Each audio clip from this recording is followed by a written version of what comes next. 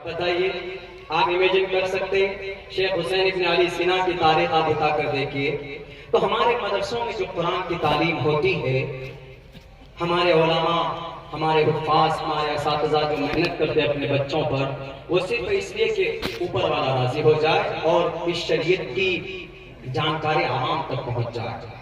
अगर नहीं हो मेरे भाइयों, बड़ा मसला हो जाएगा फिर कौम के लिए। हमने एक जगह राजस्थान में हमने देखा, जब हम गए अभी कुछ दिनों पहले की बात है, तो वहां एक तरफ कुरान रखा हुआ है और एक तरफ गणेश जी की मूर्ति रखी थी।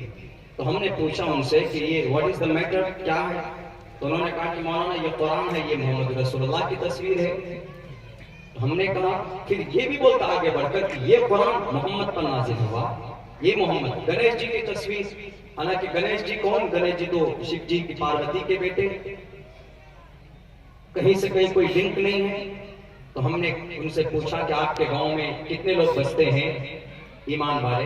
तो उन्होंने कहा कि हम 18 लोग हैं, 18 घर है हमारा, यहाँ पर हम रहते हैं। हमने कहा कि इमाम साहब से मिलवाओ, जुमे में बयान नहीं करते आपके इमाम साहब? उन्होंने कहा कि इमाम साहब ने। हमने कहा मकतब है, कोई मदरसा, कोई मकतब तो होगा बच्चों को कुरान की तालीम देने के लिए? बोला मौलाना यहाँ 40 साल मेरी उम्र हो गई, यहाँ पे 40 साल से मैं रह रहा हूँ, मेरे अब्बा पहले थे, लेकिन 40 साल से आज तक ना तो किसी का निकाह होता है, ना किसी के जनाजे की नमाज होती है, कुछ नहीं, बस यूं ही। तो हम अपने अकीदे और अपने अल्लाह को राजी करने के मकसद से हमारा ये मदरसा है, दूसरा कोई और मकसद इन मदारिस से नहीं। अगर आज छोड़ दिया जाए, मदारिस में ताले लगा दिए जाए, उलमाए किराम दूसरी फील्ड को इख्तियार कर लें, 50 साल बताइए ये कौम कहां जाए? अल्लाह को मानेंगे लेकिन उनके जमाने में कोई अल्लाह का बहुत बड़ा वली रहा होगा, जैसे हजरत मरहूम मुफ्ती साहब कई साल तक यहाँ रहे। तो आने वाली नस्ल तो मुफ्ती साहब, जो कारी साहब, मोहतरम साहब, तो उनकी तस्वीर बनाकर रख लेंगे, अरे नहीं हमारे गांव में बहुत इलाके के अंदर में बहुत अच्छा काम किया उन्होंने, इसलिए उनकी मूर्ति बना लो। शैतान आकर के आने वाली नस्ल को तो एक बेहतरीन खुदा दे देंगे वो बनाकर उसको। हम अपने ईमान और आस्था की बका के लिए हम अपने धर्म, अपने मदरसों के ऊपर मेहनत करते हैं। कहीं से हमारी फंडिंग नहीं होती है, बस कौम की मेहनत से जिनको लगता है वो अपने जेब खास से ताउन पेश करते, उन्हीं से हमारा मदरसा चलता। तहकीक कर लीजिए। और ऐसा नहीं कि मदरसा हमारा कोई वो है, मेरे भाइयों, मदरसा भारत के संविधान के अंदर इसकी इजाजत दी गई। आर्टिकल नंबर 30 पढ़िए, उसके अंदर में साफ वाज़ेह लफ्जों में कहा गया है, right of minorities to establish and administer institutions. Right of minorities, वकील साहब भी हैं आपके मदरसे के अरकान में से, वो जानते होंगे ज्यादा बेहतर। कानून, संविधान की किताब में लिखा, all minorities whether based on religion और लैंग्वेज, ऑल माइनॉरिटीज, जितने भी माइनॉरिटी के लोग हैं, वेदर बेस्ड ऑन रिलीजन और लैंग्वेज, जबान की बुनियाद पर अगर किसी मदरसे को ये तालीम गाह बनाना चाहते हैं, all minorities whether based on religion or language shall have the right, उसको इजाजत है क्या करने के लिए? to establish and administer, बुनियाद रखने और उसके आमला की कमेटी बना लिया, शुरा की कमेटी बना लिया, to manage administer educational institutions। और आगे और खूबसूरत बात कही, on their choice, अपनी मर्जी से अरकान जो चाहेंगे मदरसे को जिस नहज पर, कि भाई हम इस मदरसे को इस नहज पर चलाना चाहते हैं, हमारे तालिबे औकात ये होंगे, हम यहाँ पर कंस्ट्रक्शन का काम करना चाहते हैं, तो भारत का संविधान कहता है कि you shall have the right, आपको परमिशन है, आपको इजाजत। जब भारत के संविधान में लिखी गई ये बात, तो किसी के पेट में दर्द नहीं होना चाहिए। और मेरे हिंदू भाइयों, तालीम के ऊपर जो हमारे उलमा मेहनत करते हैं, आपकी किताबों में तालीम के ताल्लुक से 2 श्लोक जो मैंने पढ़े अभी, बहुत खूबसूरत बात कही गई इसमें। उदारा सर्वदेवैते ज्ञानी तात्मे वमैमतम आस्तितः सही युक्तात्मा मामेवाम उत्तमाम गतिम। श्रीमद् भगवत गीता 7वें अध्याय का 18वां श्लोक है। हमारे हिंदू भाई जो गीता पढ़ते हैं उसमें तालीम के ऊपर बात कही गई। उदारा जो लोग सफी हैं कौम के समाज में, उनका बड़ा एहतराम होना चाहिए, उनकी इज्जत होनी चाहिए, उदारा।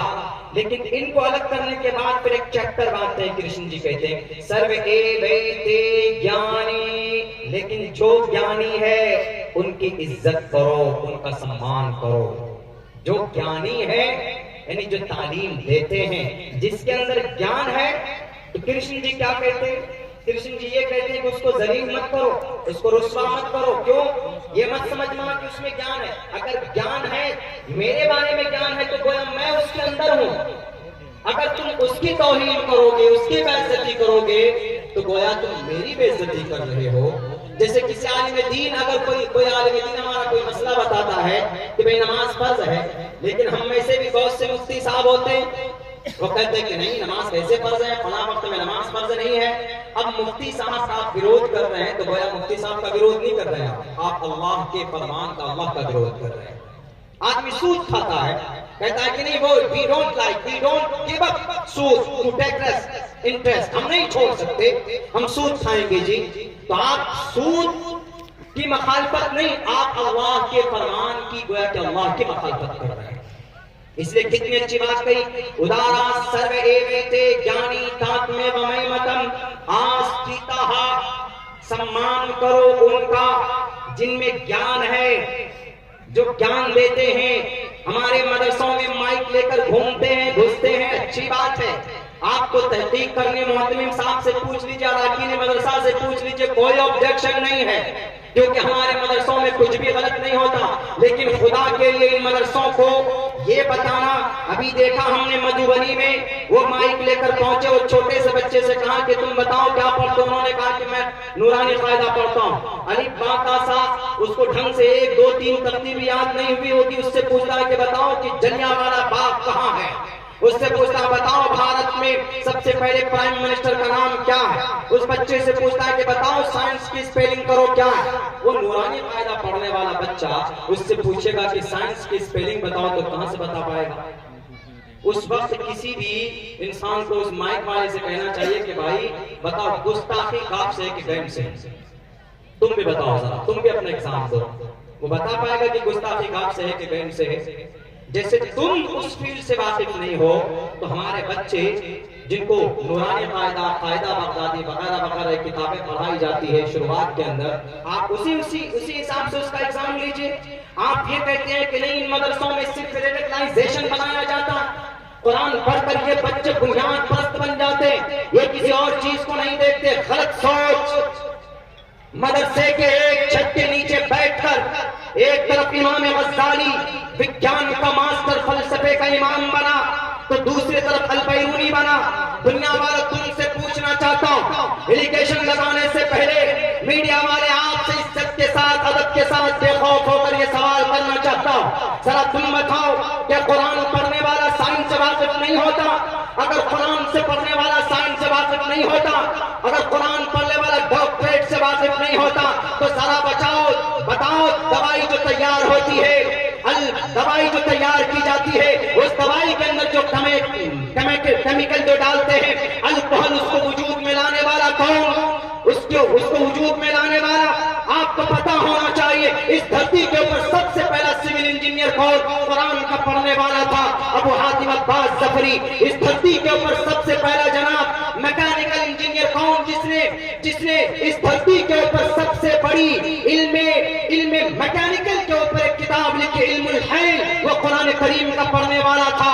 इस धरती के ऊपर जनाब आपको मालूम होना चाहिए, डॉक्टरों का इमाम जिसको कहा गया अबू बकर मोहम्मद बिन ज़करिया राजी कौन थे? अब्दुल्ला झूठ बोलता है, मेरी ज़बान काट दो, लेकिन ये बात तुम्हें तस्लीम करनी पड़ेगी। उठाओ लंदन की तारीख, 1923 में डॉक्टरों का इमाम अगर किसी को माना गया तो उस शख्स का नाम अबू बकर मोहम्मद बिन ज़करिया राजी। डॉक्टरों का इमाम इसलिए नहीं बना जनाब, चेचक जैसी मौलिक बीमारी की खोज अबू बकर मोहम्मद बिन ज़करिया राजी ने की। पेट में पथरी हो जाए, उसकी सबसे बेहतरीन इलाज की तहकीक अबू बकर मोहम्मद बिन ज़करिया राजी की। बच्चा मरने के दहाने पर पहुंच जाए, सबसे बेहतरीन ट्रीटमेंट अगर किसी का है तो डॉक्टर अबू बकर मोहम्मद बिन ज़करिया राजी का। तुम्हारे किसी यूनिवर्सिटी में नहीं पढ़ा था, इन्हीं मदरसों के अंदर उनकी तालीम हुई थी। इस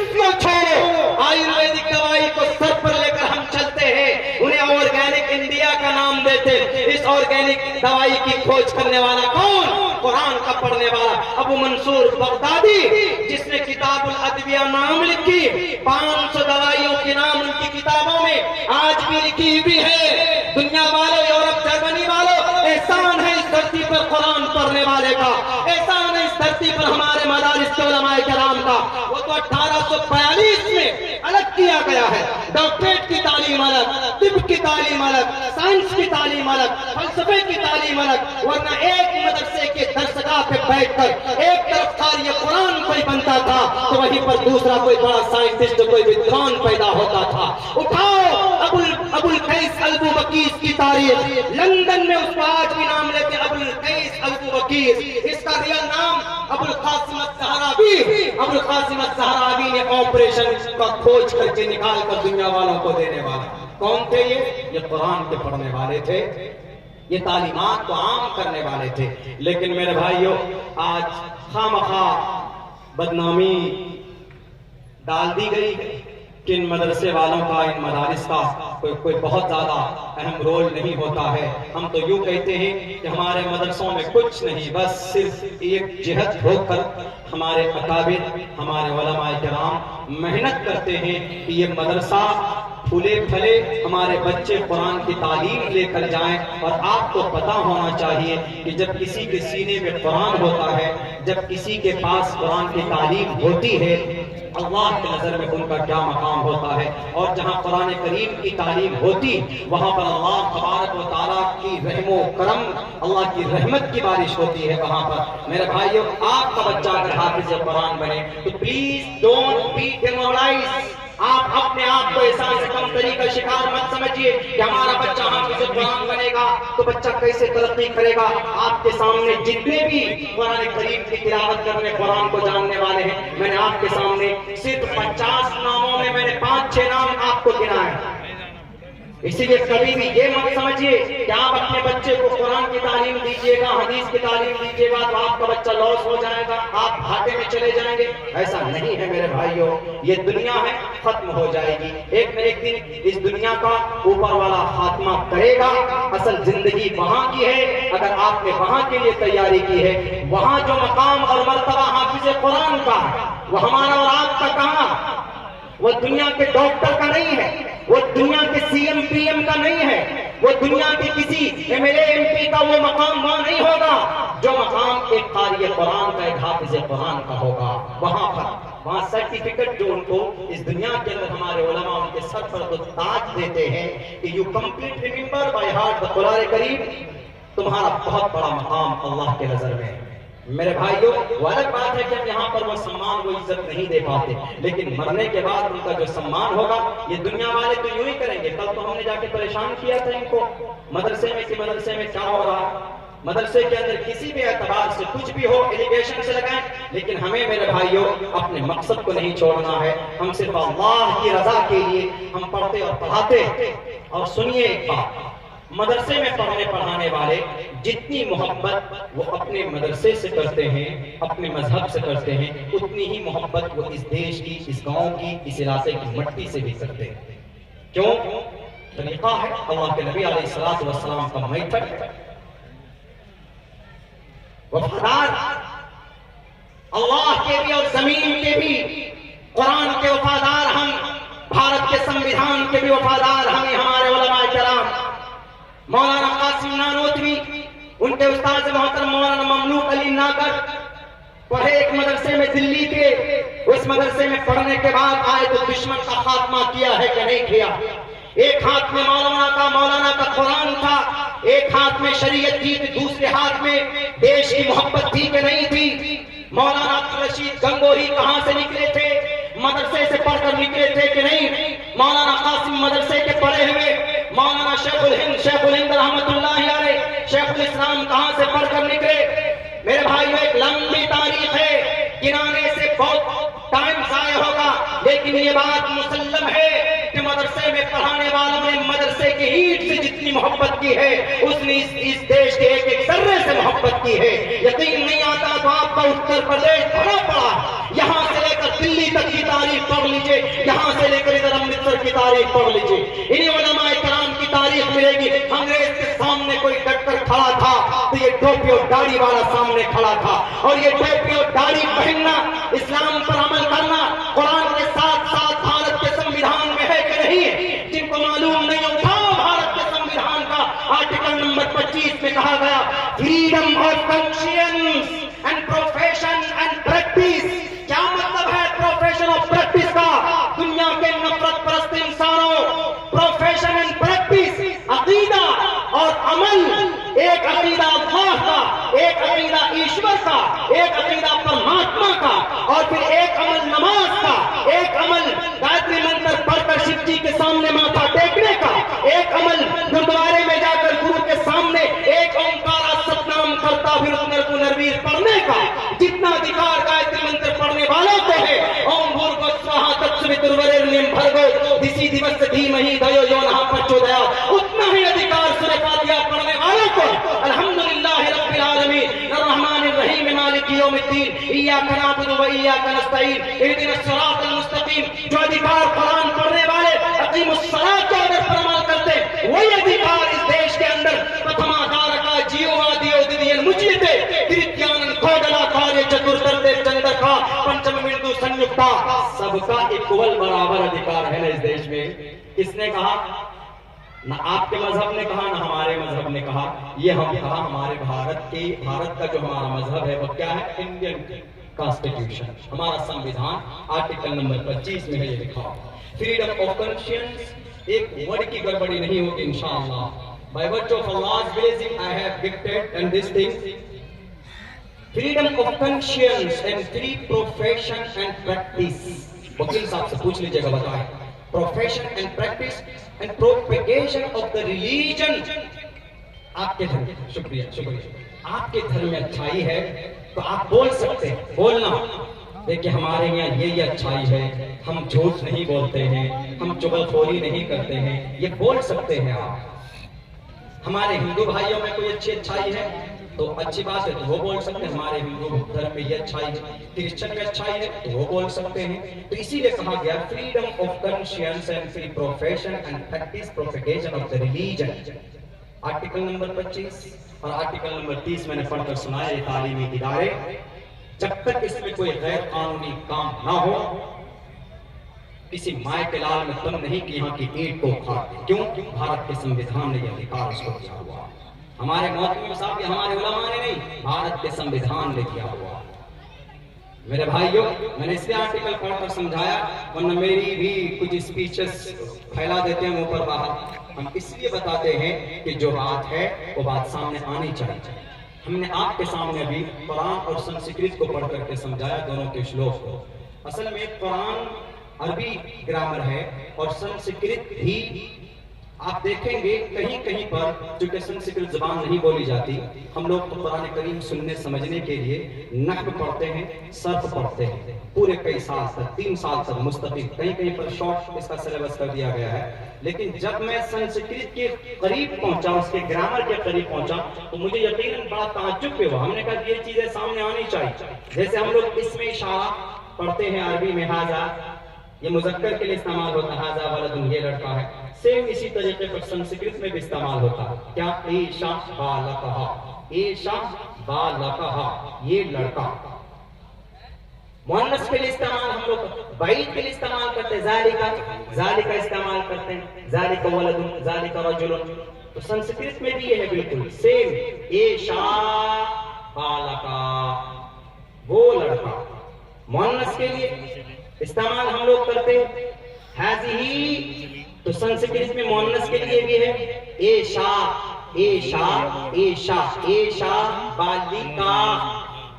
मुखन्नस के लिए इस्तेमाल हम लोग करते हैं? नहीं करते। लेकिन संस्कृत ने वसअत के साथ काम किया। मुखन्नस, जिसको हम लोग कुछ और भी बोलते हैं अपनी जुबान में, मुखन्नस समझते हैं, पढ़ने वाले समझ गए होंगे, जानने वाले। न मुज़क्कर न मुअन्नस, बीच बीच में ट्रेन में जो ताली बजाकर पैसे लेते हैं लोगों से, उनके लिए बड़ी वसअत से काम लिया। उन्होंने कहा कि नहीं, वो भी जेंडर है, वो भी इस दुनिया की एक प्राणी है। उनके लिए भी उन्होंने कहा एतत् नपुंसकलिंगम।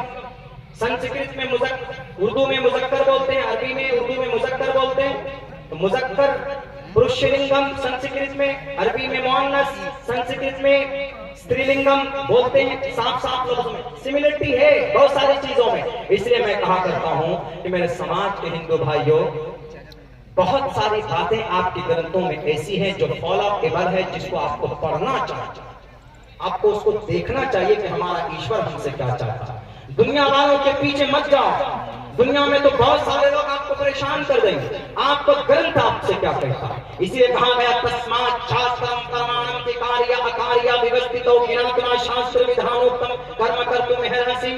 ऐ लोगों, तुम्हारा मामला अटक जाए दुनिया में, तुम आज समझ में नहीं आए कि तुम क्या करोगे, तो उस वक्त तुम अपने ग्रंथ को खोलो, तुमको तुम्हारे ग्रंथों में तुम्हारे समस्या का समाधान मिल जाएगा।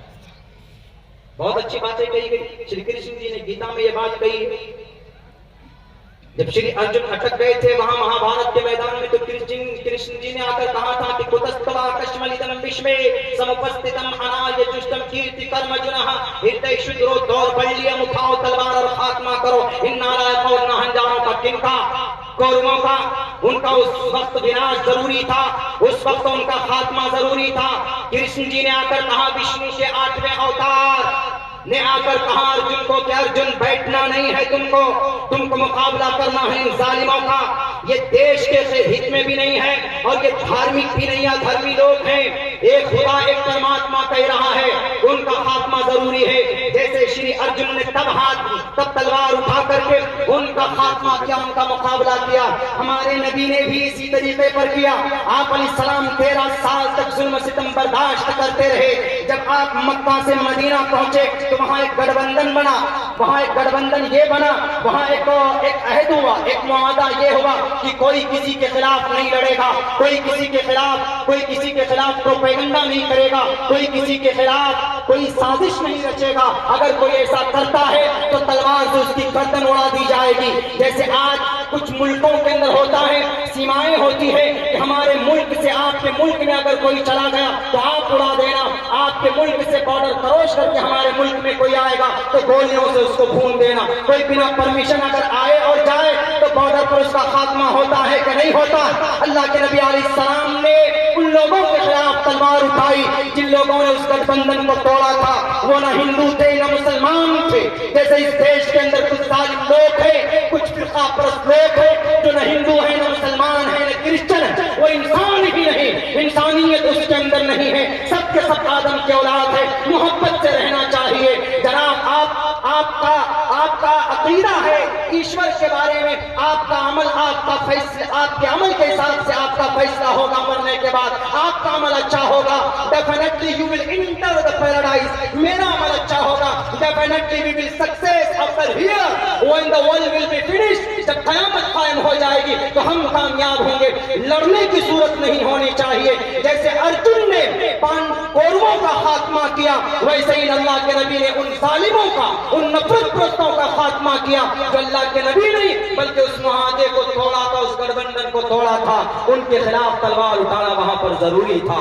लेकिन लोग क्या बोलते, नहीं मोहम्मद रसूलुल्लाह तो तलवार वाले, तलवारों के आधार पर ये काम किए वो काम किया। बिल्कुल गलत बात। मेरे भाइयों, कभी कभी ऐसा होता है लड़ाई जरूरी हो जाती है। जैसे चाइना हमारे देश में अगर बम फोड़ेगा तो हमारा देश के प्राइम मिनिस्टर बैठे रहेंगे, कहेंगे कि डायरेक्ट अटैक करो।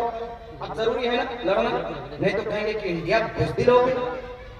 पड़ोसी मुल्क हमको आंख दिखाता है तो हम उनको 3 आंख दिखाते हैं। क्यों दिखाते हैं? क्यों दिखाते हैं? हम भी ताकतवर हैं। तो ऐसे वक्त में खामोश बैठ जाना नहीं जी।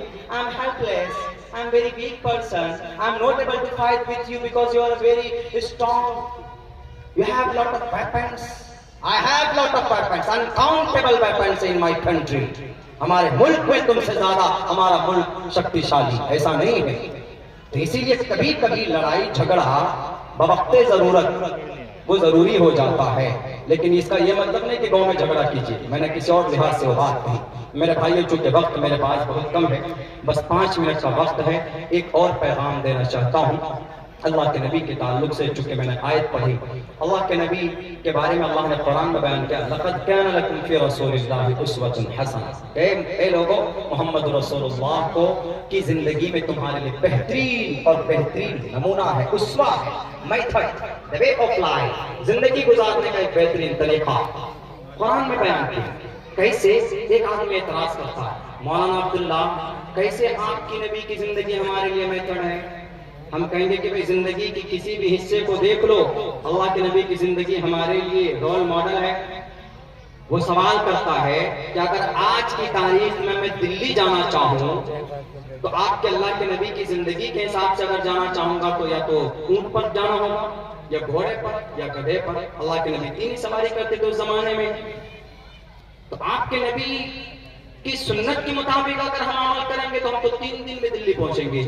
नहीं, अगर जल्दी जाना होगा तो किस में जाएंगे? जनशताब्दी में जाएंगे। उससे भी जल्दी आना होगा तो प्लेन से जाएंगे। प्लेन तो है नहीं यहाँ पे, एयरपोर्ट नहीं है आपके यहाँ तो। लेकिन जल्दी अगर कहीं जर्नी करनी हो तो किससे?